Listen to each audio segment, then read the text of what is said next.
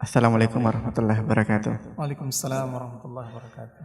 Kaif hal Ustaz? Alhamdulillah Ustaz Agus. Masya Allah. Alhamdulillah sehat.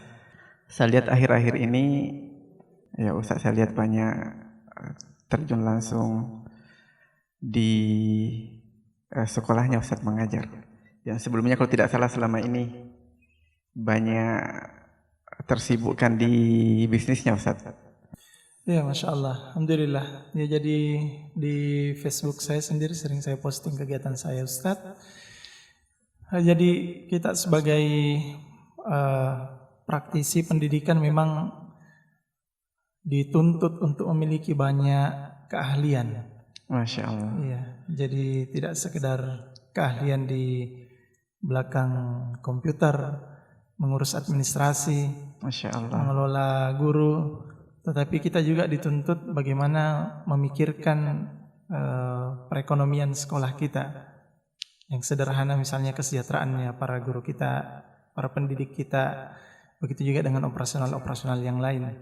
Karena pendidikan ini adalah dunia kita untuk mengabdi. Pendidikan adalah pengabdian. Jadi apapun yang bisa kita manfaatkan dari pikiran kita, dari tenaga kita, maka pendidikan membutuhkan itu. Luar biasa ya, banyak sekolah-sekolah yang bermunculan, sekolah Islam. Di sisi lain tentunya itu kita sangat bersyukur kepada Allah ya, karena pendidikan Islam ini tentunya ini salah satu wasilah ya untuk kita mendidik generasi kita, dan juga para orang tua juga Masya Allah semangat mereka untuk memasukkan anak-anaknya di sekolah Islam itu sangat besar. Namun ya ketika kita merintis sebuah sekolah, sebetulnya yang paling penting apakah gedungnya, gurunya, atau sarananya, atau mungkin kontennya atau kurikulumnya itu Ustaz. Masya Allah. Ya. Ya Ustaz, jadi yang paling penting itu mindset kita dulu. Iya, Masya Allah. Ada dua kan jantung pendidikan. Yang pertama kurikulum, yang kedua guru. Makanya di dalam agama kita sendiri, Allah Subhanahu wa Ta'ala memperbaiki manusia ini lewat dua ini. Yang pertama kurikulum, yang kedua gurunya. Jadi Al-Quran sebagai kurikulum utama pendidikan, dan Nabi SAW sebagai gurunya. Masya Allah. Seperti itu. Jadi dua hal ini adalah jantung. Idza saluhat saluhal jasadu kullu. Kalau dua jantung ini bagus, maka bagus semuanya. Kalau dua hal ini salah satunya tidak bagus, maka tidak bagus juga. Saya ambil contoh misalnya, kurikulumnya bagus, tetapi gurunya tidak bagus. Maka guru ini bisa mematikan kurikulum yang bagus ini. Seperti itu. Sebaliknya kalau gurunya bagus dan kurikulumnya tidak bagus, maka gurunya tidak punya arah pengajaran. Masya Allah. Maka tidak cukup Nabi SAW sebagai guru yang memang sudah mulia secara pribadi beliau, tetapi beliau membutuhkan kurikulum. Masya Allah. Maka Al-Quran datang sebagai kurikulum panduan beliau dalam pengajaran. Makanya Allah sendiri sampaikan dalam surah Al-Jum'ah, "Huwallazi ba'atsa fil ummiyina rasulan minhum yatlu 'alaihim ayatihi wa yuzakkihim." Itu panduan pengajaran yang Allah berikan kepada Nabi. Masya Allah. Itu kurikulumnya. Allah berikan kepada Nabi Al-Quran, Allah utus Nabi sebagai guru. Tujuannya adalah untuk membacakan ayat-ayat Al-Quran kepada manusia dan mensucikannya. Jadi seperti itu. Guru dan kurikulum adalah jantung pendidikan kita. Maka tidak bisa dipisahkan. Tidak bisa dipisahkan. Lalu kalau kita ingin membangun lembaga pendidikan apapun itu Ustaz, TPA, TK, rumah Quran, sekolah, madrasah, pondok pesantren atau kampus, maka yang perlu kita bekali sebagai bekal utama kita adalah mindset kita. Masya Allah. Gedung, fasilitas itu semuanya akan mengikut. Itu sebagai pelengkap. Sekalipun kita di pinggir-pinggir masjid misalnya kita belajar itu, tetapi yang paling utama adalah mindsetnya dulu. Apa mindset kita sih kita mendirikan sekolah? Cari uang kah? Iya betul. Iya. Tujuan kita mendirikan sekolah untuk apa? Betul. Iya, untuk melahirkan generasi yang soleh. Iya. Atau mungkin kita jadikan sebagai dalam bisnis. Waliyahzubillah. Goal kita apa kan Ustaz? Terkait mindset tadi ya, masalah betul Ustaz, mindset yang perlu untuk kita perbaiki dulu. Kita sebagai pendiri, ya pengelola sebuah sekolah, atau juga mungkin kita sebagai orang tua Ustaz, ya terkait dengan mindset ini, mohon maaf ya, sebagian orang tua masih ada ya, ketika ingin mendaftarkan atau memasukkan anaknya di sebuah sekolah itu, kadang-kadang yang pertimbangan utamanya itu adalah fasilitas.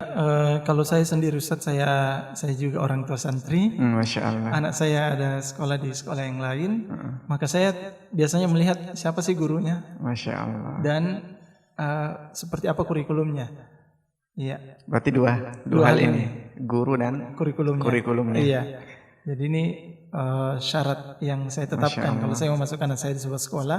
Walaupun anak saya cuma satu orang yang sekolah di sekolah lain karena sudah SMP, kebanyakannya sekolah di tempat kami sendiri. Jadi kami biasanya melihat ini sekolahnya siapa gurunya dan apa kurikulumnya. Iya. Kalau kita sudah percaya dengan kurikulumnya, kita percaya dengan gurunya, maka libatkan Allah. Bismillah, saya masukkan anak saya di situ. Sarana itu biasanya nomor sekian. Nomor sekian. Iya. Nomor sekian. Makanya kan sekarang fenomenanya bermunculan itu sekolah-sekolah homeschooling misalnya. Iya, Masya Allah. Itu fenomena yang tidak bisa kita sepelekan. Iya. Banyakan ada beberapa orang saat ini memilih jalur pendidikan homeschooling untuk belajar seperti itu. Dan itu memang diakomodir oleh pemerintah. Iya, alhamdulillah. Nanti kita bisa Ustaz Agus yang lebih. Masya Allah. Alhamdulillah. Nah, terkait dengan kurikulum, seingat saya, kalau di negara kita ini, seingat saya sudah ada beberapa kali berganti kurikulum Ustaz ya. Iya. Seingat saya ada kurikulum 2004, biasanya disebut KBK ya, kurikulum berbasis kompetensi. Ada kurikulum 2006, ada KTSP. Nah, itu 2006 itu yang KTSP Ustaz. Ya. Kurikulum 2013 yang sekarang ini idealnya, apalagi sekolah Islam Ustaz ya. Kurikulum yang ideal itu kira-kira yang seperti apa Ustaz? Ya. Yang paling ideal Al-Quran Ustaz. Al-Quran. Itu ideal. Masya Allah. Sisa bagaimana kita membreakdown Al-Quran itu menjadi perangkat yang operasional. Masya Allah. Seperti itu. Jadi misalnya kita membahas tentang satu ilmu misalnya waktu. Dan kita bahas waktu itu di malam hari misalnya. Kita bahas waktu malam hari. Nah, Allah sudah menjelaskan tentang ilmu tentang malam secara berurutan dalam Al-Quran. Masya Allah. Misalnya malam itu dimulai dengan terbitnya atau munculnya awan merah asyafaq di ufuk. Iya. Dalam Al-Quran Allah Subhanahu wa taala berfirman, "Fala uqsimu bisyafaq." Allah bersumpah dengan asyafaq, awan merah yang ada di ufuk. Ya, coba kita lihat di buku sains yang lain. Coba lihat bagaimana urutan malam yang dijelaskan di buku-buku sains itu tentang peristiwa malam. Iya. Lalu kita coba bandingkan dengan Al-Quran. Nah, itu yang pertama. Lalu yang kedua, ketika malam ini membungkus matahari atau ketika malam ini menutupi matahari. Fala uqsimu bisyafaq wal laili wa ma wasaq. Iya. Lalu setelah itu malam menyelimuti bumi ini dan akhirnya bumi ini menjadi gelap. Itu fase yang ketiga. Iya. Lalu dalam surah Al-Ghasyiyah, dalam surah An-Nazi'at, Allah menjelaskan peristiwa malam yang terakhir ketika malam mau meninggalkan bumi ini. Iya, ini saya biasa jelaskan di kelas-kelas perkuliahan yang saya buat Ustaz. Masya Allah. Ya, jadi saya buat perkuliahan untuk orang-orang yang mendirikan sekolah. Saya jelaskan bagaimana Al-Quran membahas tentang ilmu. Iya, Dan kalau kita ambil ilmu dari Al-Quran, berarti kita sudah menerapkan 3 hal. Yang pertama, kita didik imannya anak-anak kita.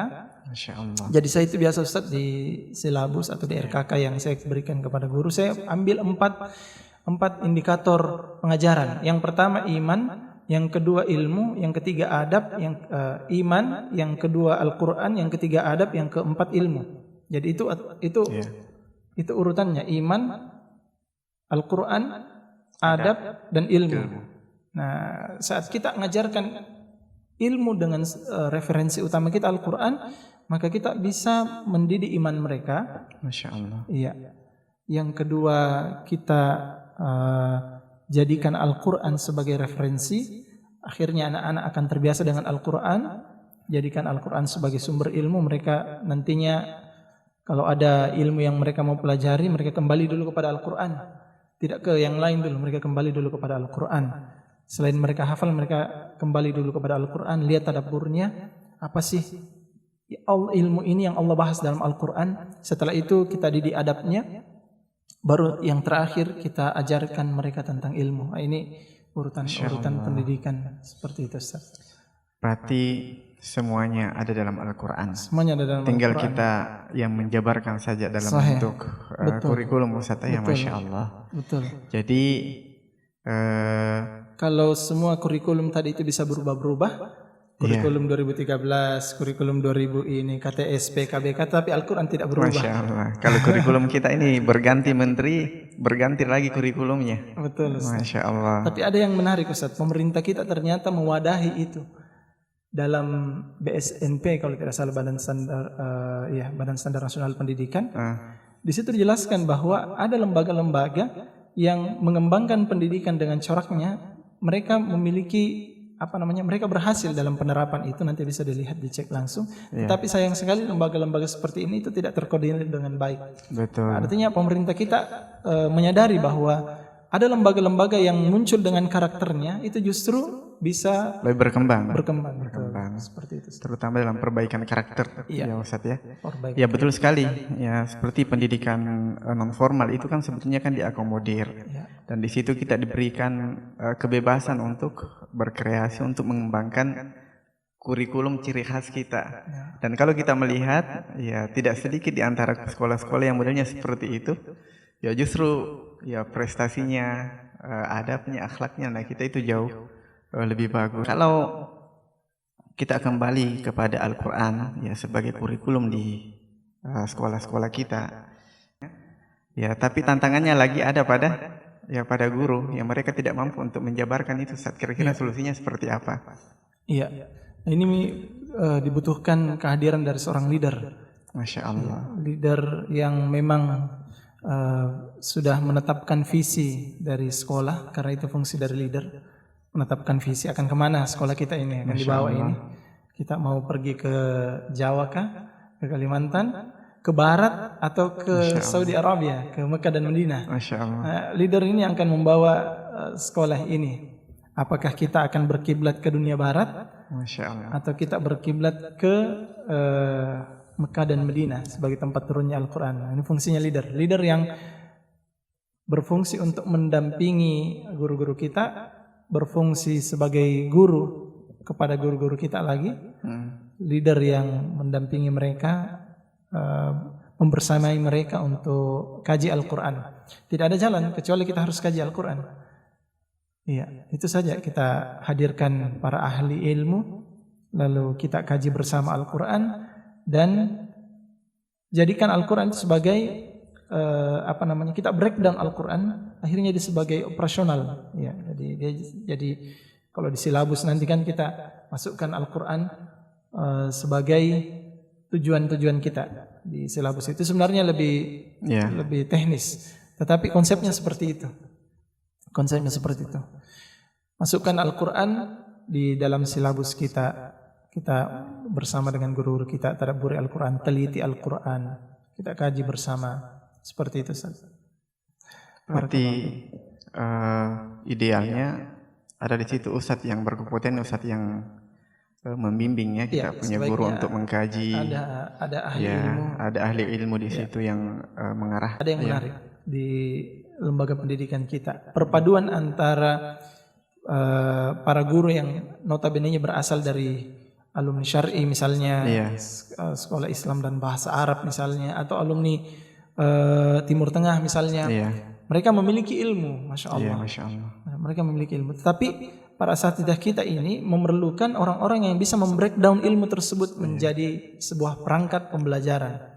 Nah, kombinasi antara ahli ilmu dan praktisi pendidikan yang memang berasal dari kampus-kampus pendidikan itu nanti akan menghasilkan biidznillah, akan menghasilkan kolaborasi yang bagus untuk membuat perangkat pendidikan. Saling kolaborasi. Masya Allah. Tadi ada iman, kemudian adab, kemudian akhlak dan ilmu tadi. Ya. Nah, keempatnya ini apakah dia berbarengan atau ada target kita dulu, Ustaz, yang mana yang kita dahulukan untuk kita ajarkan kepada anak didik kita? Apakah imannya dulu kah? Apakah Al-Qur'annya dulu, akhlaknya, atau ilmunya, Ustaz? Iya. Jadi urutan yang paling utama adalah iman, ya, Ustaz. Jadi iman itu tidak bisa lepas, setiap hari kita harus bina imannya. Itu utama. Dalam prakteknya mungkin nanti fleksibel, apakah nanti ilmunya kita belakangkan dulu seperti itu, atau misalnya nanti ilmunya menjadi yang kedua, yang ketiga, itu fleksibel. Tapi yang utama adalah iman, karena seperti itulah Nabi mendidik para sahabat, iman sebelum Al-Quran, dan yang berikutnya adalah adab sebelum ilmu. Ya, jadi iman, adab itu harus berbarengan. Ya, seperti itu. Itu urutannya. Seperti itu urutannya. Iya, insyaallah. Kita ajarkan ilmu, ya didik dulu imannya. Nah, kan keluaran kita nanti kan tergantung apa yang kita. Kalau saya bilang Ustaz mungkin ini sekolah, ya mungkin sebagian tidak setuju, tapi kalau saya mungkin bilang sekolah ini pabriknya manusia. Masya Allah. Iya. Kalau kita berbicara ekonomi, yang dihasilkan duit, uang, Ustaz. Iya. Kalau kita berbicara kesehatan, yang kita hasilkan obat-obatan. Iya. Tapi kalau kita berbicara pendidikan, yang kita hasilkan manusia. Jadi manusianya akan seperti apa nanti yang kita mau keluarkan dari sekolah ini tergantung apa yang kita berikan nanti. Seperti kalau kita mau keluarkan manusia yang beriman, akhlaknya baik, maka itu yang menjadi itu yang menjadi bahan utama kita. Kita mau cetak anak-anak kita menjadi hafizul Quran yang beriman, maka iman Al-Quran yang menjadi bahan utama kita. Ustaz lebih tahu saya kira. Ya, artinya idealnya sekiranya bisa berbarengan, ini luar biasa, Ustaz, ya. Masya Allah, iman, Al-Quran, kemudian akhlaknya, dan ilmunya. Kalau sebenarnya kalau kita mau lebih operasional lagi, misalnya kalau saya itu ada pelajaran sains dari juz 30 yang kami berikan kepada anak-anak. Jadi sainsnya itu ya referensinya dari Al-Quran. Kita berbicara misalnya masalah permukaan bumi. Permukaan bumi ada gunung. Langsung saja wal jibal autada. Masya Allah. Gunung dijadikan sebagai pasak. Nah, langsung kaji ilmunya. Oh, gunung itu sebagai pasak. Kalau begitu apa fungsinya pasak? Nanti ketahuan. Oh, pasak berarti seperti pasak yang dipancangkan untuk mendirikan tiang. Maka pasak ini mendirikan bangunan. Maka pasak ini penting supaya bangunannya tidak goyang. Ya, pasak bumi ini kalau mau bangun seperti menara Zam-Zam itu yang berapa lantai itu harus ada pasaknya. Kalau pasaknya tidak ada, gunungnya bangunannya bisa goyang. Oh, ternyata gunung ini sebagai pasak supaya buminya tidak goyang. Nah, itu ilmunya. Masya Allah. Seperti itu, Ustaz. Sesederhana itu, Ustaz, ya. Sederhana, Ustaz. Sederhana. Iya. Sebetulnya sih ketika sekolah kita ini kurikulumnya kembali kepada Al-Quran. Sederhana, sebetulnya sangat sederhana. Sederhana. Sebagaimana dikatakan dulu Ustaz Budi Azhari, ya. Sangat sederhana. Tinggal kita ini mau kembali ke Al-Quran, ya kiblat kita ke sana atau kiblat kita kepada pendidikan yang barat. Ustaznya, Masya Allah. Tujuan kita kan itu mendidikan supaya mereka kenal Allah. Al-Quran itu ada isinya ilmu, sains, tetapi Al-Quran bukan kitab sains. Al-Quran berisi juga masalah kesehatan. Masya Allah. Tapi Al-Quran bukan kitab kesehatan. Al-Quran juga membahas masalah ekonomi misalnya, masalah jual beli, bisnis juga dibahas. Masya Allah, semuanya lengkap. Bisnis dibahas, tetapi Al-Quran bukan kitab bisnis. Lalu apa fungsinya Al-Quran? Litundhira ummal qura wa man haulaha. Walaupun Allah Subhanahu wa taala dalam Al-Quran menjelaskan wa kadzalika auhayna ilaikal qur'anan arabiyyan litundhira ummal qura wa man haulaha. Itu fungsinya Al-Quran. Allah menurunkan Al-Quran untuk menjadi peringatan, ya, bukan sekedar ilmu bisnis. Masya Allah. Menarik sekali nih Ustaz. Sebetulnya sih masih banyak hal yang akan kita bicarakan ini Ustaz. Betul Ustaz. Ya, cuma antum ini punya agenda lain. Nah ini kapan-kapan lagi insya Allah kita lanjutkan. Ya semoga insya Allah pertemuan hari ini berkah. Ya ini sebagai muqaddimah saja Ustaz ya. Muqaddimah Ustaz. Ini muqaddimah ya, kita berharap akan ada lanjutan pertemuan nantinya. Ya berharap dari dari podcast ini ya banyak teman-teman yang bisa mengambil manfaat insya Allah, utamanya bagi mereka mungkin yang punya juga keinginan merintis sekolah. Ya Ustaz Zulqadri ini selain beliau sebagai pelaku bisnis, ya Masya Allah, beliau juga adalah praktisi pendidikan. Ya sekolahnya sekarang ada TK Ustaz ya, TK, kemudian ada juga Kutab Al-Faruq. Ya nanti juga kita akan insya Allah mungkin kita akan bahas secara khusus bagaimana Kutab yang merupakan salah satu konsep pendidikan di dalam Islam yang banyak orang tidak ketahui. Jadi sebenarnya yang kita lakukan ini Ustaz untuk kita ciptakan legacy saja. Artinya yang kita lakukan ini supaya kita punya warisan untuk generasi kita. Masya Allah, betul. Jadi kita terjun di dunia pendidikan ini ya bukan untuk bangga-banggaan, tetapi kalau kita nanti sudah tidak ada, kita meninggal dunia, ada legacy, ada warisan yang kita berikan kepada anak cucu kita, sehingga nanti orang-orang akan ingat, ayah saya ini, guru saya ini sudah meninggalkan jejak peradaban. Masya Allah. Untuk generasinya, dia tidak sia-sia menghabiskan waktunya dulu waktu hidup, tapi dia tinggalkan warisan untuk generasi. Betul sekali Ustaz. Masya Allah. Kita berharap setelah kita meninggal dunia, ya ada pahala yang akan terus mengalir. Kita ini meletakkan saja batu bata demi batu bata untuk meninggikan kalimat Allah. Masya Allah. Ya gitu Ustaz. Kita jadi batu bata saja ini. Itu yang sering memberikan motivasi juga kepada saya Ustaz, ketika melihat antum bagaimana berjuang dengan fasilitas yang sederhana. Jangan sampai kita terjebak dengan bangunan yang mewah. Masya Allah. Itu justru nanti akan jadi perangkap buat kita.